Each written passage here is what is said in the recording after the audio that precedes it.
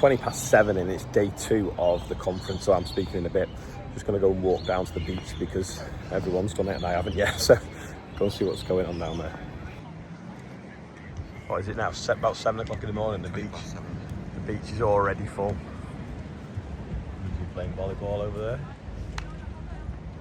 It's mad, isn't it? That they all go to the beach before work. And we're obviously staying over there.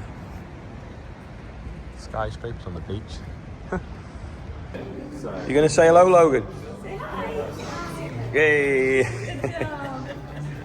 In the beach, had our breakfast, got ready. Just walking from that Sofitel there, across the road, conference centre over there, and I'm speaking in about 20 minutes, so gotta get a wriggle on. This is what happens at day 2 of any conference. It's 9 o'clock, it's supposed to start, and people are just about filing in.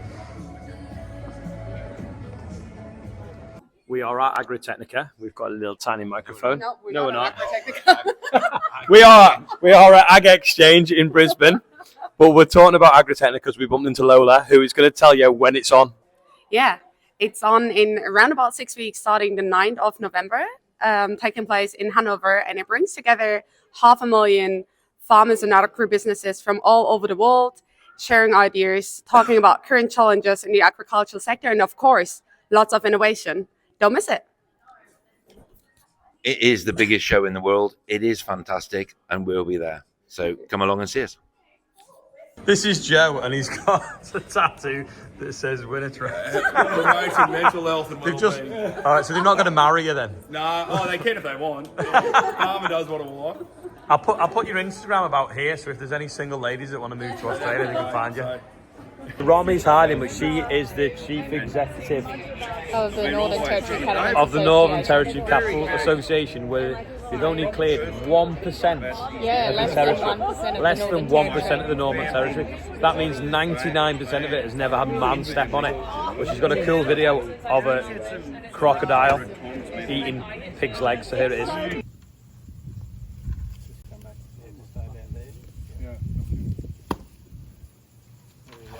Oh, Jesus Christ! Oh my God! Step back. Right, then step back. Step back. Step back. Oh my God! Jesus. Look at him. Get a picture. I am. Oh, you can't see it.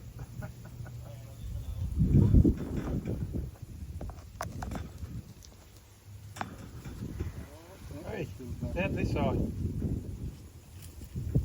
So you can see why they eat our cows. Yeah, no kidding.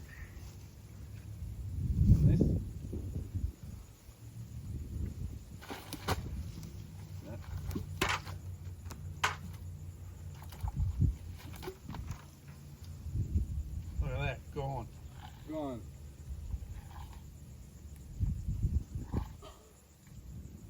Look at the age on him, Matt. How old is this guy? Could be anywhere. Oh, geez, he's been probably 60 odd years old. 60 years old? Yeah. 60? Yeah. God. And what, has he got another 4 feet in the water, tail? Yeah, 3 or 4 foot. Back there, yeah. Looks like a decent animal, isn't he? Holy man. Say that again. So you're allowed with a permit to have a crocodile as a pet? Yes. And your boss has got one as well? Here is a pet crocodile. A pet crocodile, right. Pet crocodile. Of course. And also, tell me you've got cattle without telling me you've got cattle. Yeah. Apparently, the zoos don't even own the crocodiles because they're that expensive, and they lease them. And he had a crocodile. It's $100 grand for a 4.5 metre crocodile. It was very cool. Just say that again about the zoos. Oh, they're extremely expensive to buy a crocodile. You'll have to ask an expert, but $100 grand yeah. to buy it. To buy it. No wonder the shoes are expensive. Yeah, no. And the little bit round your hat. So that's buffalo you're rounding up with a helicopter? Yeah. And then you bash them into the trucks or jeeps? No. Don't load 2 them choppers. carefully. I'll put a link to that video under this one because that's cool. We don't need to worry. That's awesome.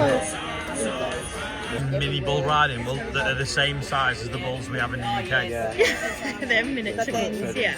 Well, the bloody mountain. Oh, it's not using it.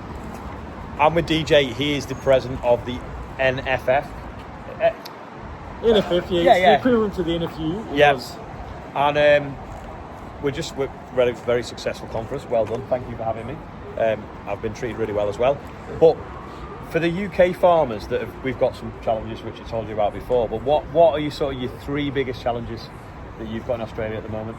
Well, we've got a lot of issues around taxation, so not too dissimilar to your inheritance tax. We're working through with our government on some real big taxation issues that can affect our future of both the transition of farmland as well as investing in farmland into the future. We've also got some really big issues on how the renewables or the net zero rollout is being done through a lot of farmland. There's concern about farm rights, farm tenure, making sure that they're either compensated or actually more so engaged appropriately. So that's really rocking a lot of communities throughout the regions, and we can do a lot better than what we're doing at the moment. But finally, we've had a few trade issues. We're recovering from some of those shocks. But probably for us, it's that engagement with the broader community. We found that both in the last election and coming up through some of the other of those key issues that we've already spoken about, just engaging with the broader public.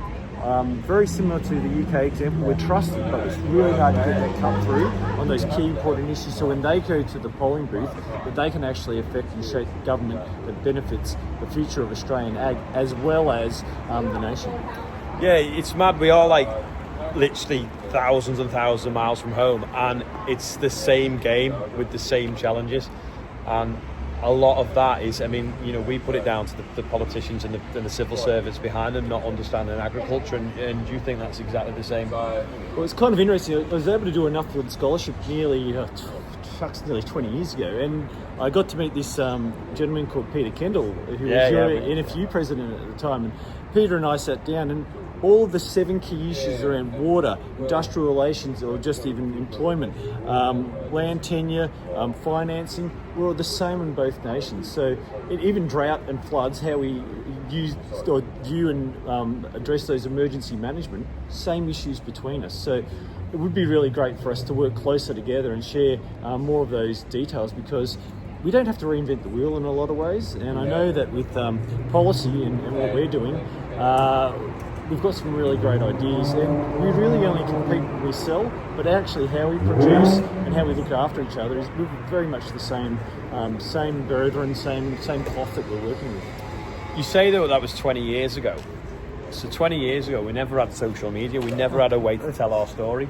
We never had a way to get the voters on our side, did we? But we have now. So would you say things are getting easier?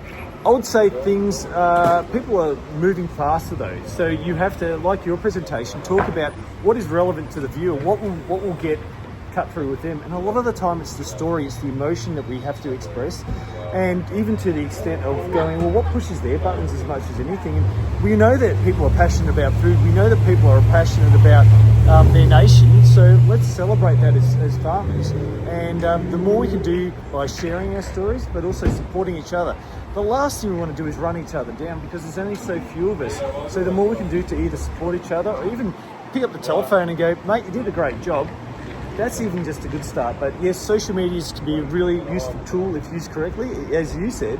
But ultimately, it does take, come back to the willing horses, it does take people putting themselves out there to achieve that message. Yeah, and I'm lucky I don't have livestock, but a lot of the livestock farmers shy away from social media because of the vegan attacks. And because some of them have got too much time on their hands. But no, it's been really great out here. We've me and Martin, somewhere networking again. We've really enjoyed it, and you do know how to put on a good conference in this amazing city, or what is it? City, the Gold Coast. The Gold Coast is probably the major resort area of Brisbane when you look at the metro areas. But by hell, we've got a great country, and I love being on the farm. I love being out of this environment, but it is nice to come and visit and see the ocean and have a good time while we're here. Yeah, well, thank you. Thank you. I guess that means the show's over. Gillian, and if anyone wants the opportunity to come out here for 12 months, longer maybe, or whatever, you're looking for a couple maybe that can work with cattle, motorbikes, small children, not small. She's 10, she's very self-contained, but do distance education, self-contained 2-bedroom house, free internet, free water, free power, free fuel. We will pick you up from the Alice Springs Airport, or we'll pick you up from the Adelaide Airport. We're not fussy. We would just love to have some enthusiastic, hard-working people come and live with us in the middle of Australia, right near Ayers Rock, and live the Australian dream. There you go. When do I start? Don't like cows. But seriously though, if you contact her, this is her Instagram. I'm going to put like a little square here so you know who it is. Find her and send her a message if you're interested.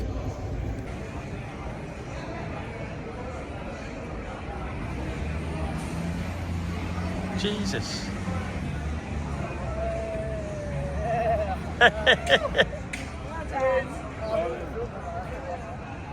Drive through beers, wines and spirits shop. Mad's that. So you can drive away with a bottle of vodka. Yeah. Had a really interesting time at the conference. You can't film conferences, it just doesn't work. But met some really interesting people, some mad farming that goes on out here, especially with the vastness of it. Going to visit some farms tomorrow that are growing pineapples, ginger and a few other things, so tune in for that. Birthday today, only my mum's cousin Alan Hopper, so happy birthday to you. That is all for today, so thanks for watching, and yeah, tune in tomorrow. It's a bit more interesting. There should be some machinery and some stuff growing, and it's not going to be in an urban setting. So if you made it this far, thank you. I know the videos, like, no one's been watching them recently, but yeah, some of you have, so appreciate that. Anyway, see you tomorrow.